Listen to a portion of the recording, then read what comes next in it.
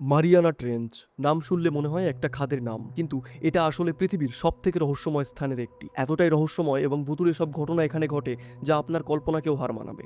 Welcome মিকেক্স YouTube চ্যানেলের আজকের এই স্পেশাল এপিসোডে। আপনি যদি একটি পাথরকে সমুদ্রের এই মারিয়ানা ট্রেঞ্চের অংশে ছুঁড়ে মারেন, তবে সেটি তলায় পৌঁছতে কতক্ষণ সময় লাগবে জানেন?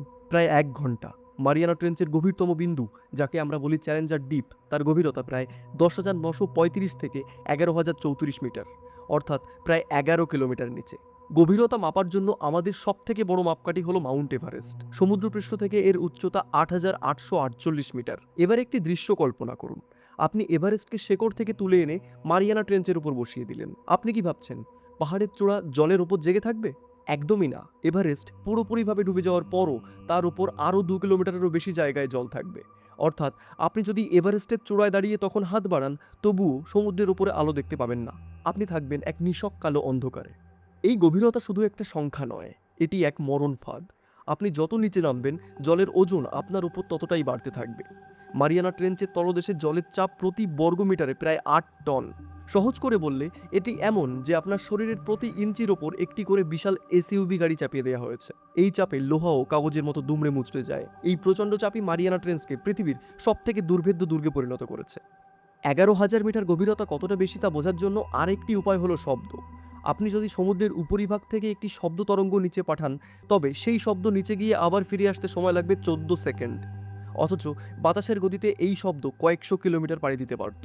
বিজ্ঞানীরা যখন এই গভীরতায় হাইড্রোফোন বা ওয়াটার মাইক্রোফোন পাঠান, তখন তারা এমন কিছু শব্দ শুনতে পান যা আজও রহস্য। সেখানে কি বিশাল কোনো প্রাণী আছে, নাকি টেকটনিক প্লেটের ঘর্ষণে তৈরি হচ্ছে এই সমস্ত ভুতুড়ে শব্দ? এই গভীরতা আজও তার রহস্য নিজের বুকেই চেপে রেখেছে। এমন একটি জগৎ যেখানে কোটি কোটি বছর ধরে সূর্যের আলোর এক কণাও পৌঁছতে পারেনি, যেখানে তাপমাত্রা হিমাঙ্কের ঠিক ওপরে আর জলের চাপ এতটাই বেশি যে আপনার শরীরকে মুহূর্তের মধ্যে দুমড়ে মুচড়ে দেবে। আপনি কি ভাবছেন সেখানে কোনো প্রাণের সন্ধান থাকা সম্ভব নয়? বিজ্ঞানীরা যখন মারিয়ানা ট্রেঞ্চের তলদেশে ক্যামেরা পাঠালেন, তারা যা দেখলেন তা কোনো হরর সিনেমা বা সায়েন্স ফিকশন সিনেমার চেয়ে কম নয়। আজ আমরা পরিচিত হব পৃথিবীর সেই এলিয়েনদের সাথে যারা 11 কিলোমিটার জলের নিচে রাজত্ব করছে। সমুদ্রের এই অন্ধকার রাজ্যে শিকার করা খুব কঠিন, তাই প্রকৃতি এখানে অদ্ভুত সব বিবর্তন ঘটিয়েছে। আমাদের প্রথম মেহমান অ্যাংলার ফিশ। এদের মাথায় একটি অদ্ভুত দণ্ড আছে, যার ডগায় আলো জ্বলে। মাছেরা অন্ধকারে আলোর টানে এগিয়ে আসে, আর তখনই অ্যাংলার ফিশের বিশাল হা করা মুখ তাদেরকে গিলে খেয়ে নেয়। এর পাশেই দেখা মেলে ফ্যাংটুথ মাছের। এদের দাঁতগুলো শরীরের তুলনায় এতটাই বড় যে এটি কোনোদিন মুখ বন্ধ করে থাকতে পারে না। কিন্তু চিন্তার কিচ্ছু নেই, এরা মাত্র কয়েক ইঞ্চি বড় হয়ে থাকে। তবে এদের চেহারা দেখে যে কেউ ভয় পেতে বাধ্য। 8,000 মিটারের নিচে নামলে আপনার দেখা মিলবে মারিয়ানা স্নেল ফিশের সাথে। এটি পৃথিবীর গভীরতম স্থানে বাস করা মাছ।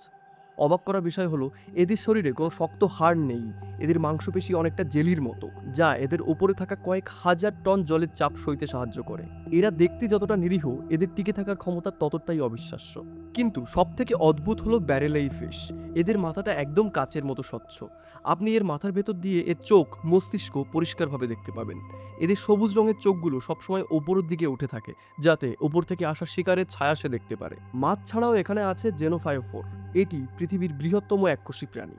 সাধারণত অ্যামিবা আমরা খালি চোখে দেখি না, কিন্তু এটি 4 ইঞ্চি পর্যন্ত বড় হতে পারে।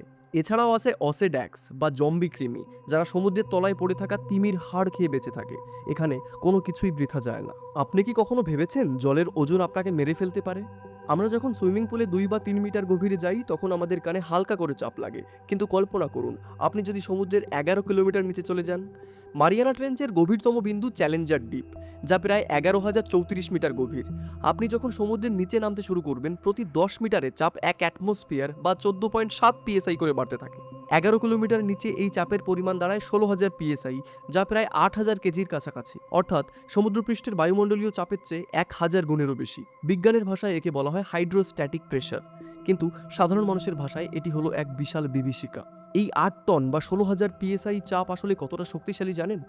সহজভাবে বোঝার জন্য কল্পনা করুন, আপনার বুড়ো আঙুলের নখের ওপর একটি পূর্ণবয়স্ক হাতি দাঁড়িয়ে আছে। আপনার শরীরের প্রতিটি ইঞ্চিতে এই পরিমাণ চাপ পড়বে। অর্থাৎ আপনার পুরো শরীরের ওপর একসাথে অসংখ্য বড় বড় হাতির সমান ওজন চেপে বসবে। এই চাপে আপনার ফুসফুসের সব বাতাস বেরিয়ে যাবে এবং আপনার শরীর মুহূর্তের মধ্যে একটি ছোট্ট টেনিস বলের মতো দুমড়িয়ে মুচড়িয়ে যাবে। এমনকি লোহা বা ইস্পাতও এখানে নিজের আকার ধরে রাখতে পারে না। 1950-এর দশকে যখন বিজ্ঞানীরা এখানে ক্যামেরা পাঠাতেন, তখন তাদের বিশেষ কাচের তৈরি লেন্সগুলো এই চাপে চূর্ণবিচূর্ণ হয়ে যেত। এখন মনে প্রশ্ন জাগতে পারে, এই চাপে আসলে কিভাবে কোনো প্রাণী বেঁচে থাকা সম্ভব? প্রকৃতি এখানে আমাদেরকে সত্যিই অবাক করে। এখানে বাস করে মারিয়ানা স্নেল ফিশ। বিজ্ঞানীরা যখন এদের পরীক্ষা করেন, তারা দেখেন এদের শরীরে কোনো শক্ত হাড় নেই। এদের হাড়গুলো আসলে নরম কার্টিলেজ বা তরুণাস্থি দিয়ে তৈরি। এদের কোষের গঠনগুলো এমনভাবে তৈরি যা উচ্চ চাপেও জমাট বাঁধে না। অর্থাৎ লোহা যেখানে সংকুচিত হয়ে যায়, সেখানে এই জেলি সদৃশ মাছগুলো অনায়াসেই সাঁতার কেটে বেড়ায়। এটি প্রকৃতির এক শ্রেষ্ঠ ইঞ্জিনিয়ারিং রহস্য। আপনি কি এমন কোনো জায়গার কথা ভাবতে পারেন যেখানে কোটি কোটি বছর ধরে সূর্যের এক কণাও পৌঁছতে পারেনি, যেখানে সময় থমকে আছে এক অনন্ত অন্ধকারে? সমুদ্রের উপরিভাগ থেকে 200 মিটার পর্যন্ত এলাকাকে বলা হয় সানলাইট জোন। এখানে সূর্যের আলো পর্যাপ্ত পরিমাণে পৌঁছয়। সমুদ্রের প্রায় সব উদ্ভিদ এবং পরিচিত প্রাণীর স্পন্দন এই স্তরেই দেখা যায়। কিন্তু কেন আলো এর নিচে নামতে পারে না? এর কারণ হলো শোষণ বা অ্যাবজর্পশন। জলের অণুগুলো সূর্যের আলোর শক্তি শুষে নিতে শুরু করে। জল প্রথমে লাল রং শুষে নেয়, তারপর হলুদ এবং সবশেষে নীল। এই কারণেই সমুদ্রের গভীর জলকে আমরা নীল দেখি। 200 মিটার থেকে 1000 মিটার পর্যন্ত এলাকাকে বলা হয় টুয়াইলাইট জোন বা গোধূলি অঞ্চল। এখানে আলো এতটাই কম যে কোনো গাছপালা জন্মানো একদমই অসম্ভব। এখানে আপনি এক অদ্ভুত নীলচে অন্ধকার দেখতে পাবেন। সূর্যের শেষ যে কণাগুলো জলের বাধা ডিঙিয়ে নিচে আসতে পেরেছিল, তারা এখানেই থেমে যায়। 1000 মিটার বা 1 কিলোমিটার হলো সেই বর্ডার যার পর থেকে আলো চিরতরে হারিয়ে যায়। 1000 মিটারের পর থেকে যে এলাকা শুরু হয় তাকে বলা হয় মিডনাইট জোন। কেন একে মিডনাইট জোন বলা হয় জানেন? কারণ এখানে সূর্যের আলোর কোনো অস্তিত্বই নেই। এখানে 24 ঘন্টাই রাত, 365 দিনই হাড় কাঁপানো ঠান্ডা। আর মারিয়ানা ট্রেঞ্চের একদম গভীর অংশ, যা 6000 থেকে 11000 কিলোমিটার পর্যন্ত বিস্তৃত, তাকে বলা হয় হাদাল জোন।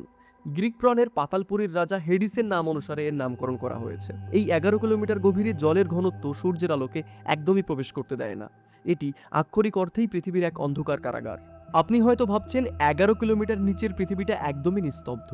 কিন্তু বিজ্ঞানীরা সমুদ্রের এই অতল গহ্বরে বিশেষ মাইক্রোফোন পাঠানোর পর তারা যা শুনেছেন তা জানলে আপনার রাতের ঘুম উড়ে যাবে। 2015 সালে ন্যাশনাল জিওগ্রাফিক এবং NOAA এর বিজ্ঞানীরা 3 সপ্তাহের জন্য একটি হাইড্রোফোন চ্যালেঞ্জার দ্বীপে পাঠিয়েছিলেন। এটি এমন এক মাইক্রোফোন যাতে প্রচণ্ড জলের চাপ সহ্য করার ক্ষমতা আছে। বিজ্ঞানীরা ভেবেছিলেন তারা হয়তো জলের বুদবুদ শব্দ এবং তিমির হালকা ডাক শুনতে পাবেন। কিন্তু 3 সপ্তাহ পর তারা এমন কিছু রেকর্ডিং শুনলেন যা তাদেরকে চমকে দিয়েছিল। সেখানে শোনা যাচ্ছিল নিচু স্তরের গর্জন, কর্কশ ঘর্ষণ এবং মাঝে মাঝে এমন কিছু তীক্ষ্ণ শব্দ যা কোনো পরিচিত প্রাণীর হতে পারে না। এই শব্দগুলোর মধ্যে সবথেকে আলোচিত ছিল বিওটোয়াং। এটি শুনতে অনেকটা সায়েন্স ফিকশন সিনেমার লেজার গানের মতো শব্দ। বিজ্ঞানীরা দীর্ঘ গবেষণার পর ধারণা করেন এটি হয়তো কোনো বিশেষ ধরনের বামপ্যাক তিমির ডাক, যা ট্রেঞ্চের গভীরতায় প্রতিধ্বনিত হয়ে অদ্ভুত শোনাতো। কিন্তু সব শব্দ তিমির নয়। 11 কিলোমিটার নিচে পৃথিবীর টেকটনিক প্লেটগুলো প্রতিনিয়ত একে অপরের সঙ্গে ঘষা খাচ্ছে। যখন কোনো বিশাল বিশাল ভূমিকম্প হয়, তখন সেই শব্দ সমুদ্রের তলদেশে এক ভুতুড়ে আর্তনাদ তৈরি করে। এই শব্দগুলো মাইলের পর মাইল ভ্রমণ করে মারিয়ানা ট্রেঞ্চের ভেতর এসে জমা হয়। এটি যেন সমুদ্রের এক বিশাল ইকো চেম্বার বা প্রতিধ্বনি কক্ষ। আজও এমন কিছু শব্দ সেখানে রেকর্ড করা হয় যার কোনো বৈজ্ঞানিক ব্যাখ্যা নেই। অনেকে মনে করেন সমুদ্রের এই গভীরতায় হয়তো এমন কোনো প্রাণী বাস করেন যার সম্পর্কে বিজ্ঞান আজও অজ্ঞ। এই শব্দগুলো কি আমাদেরকে কোনো সংকেত দিচ্ছে, নাকি আমরা পৃথিবীর এমন এক গোপন কথা জানছি যা আমাদের জানার কথা নয়? এই ভিডিওটি যদি ভালো লেগে থাকে তাহলে প্লিজ আমাদের চ্যানেলটি অবশ্যই সাবস্ক্রাইব করবেন। And thank you so much for 1000 subscriber. এভাবেই আমাদেরকে সাপোর্ট করতে থাকুন, তাহলে আমরা ভবিষ্যতে আরও ভালো ভালো ভিডিও আনার চেষ্টা করব। আপনি যদি ডাইনোসরের বিলুপ্তি সম্পর্কে জানতে চান তাহলে লেফটের ভিডিওতে ক্লিক করুন। Thank you.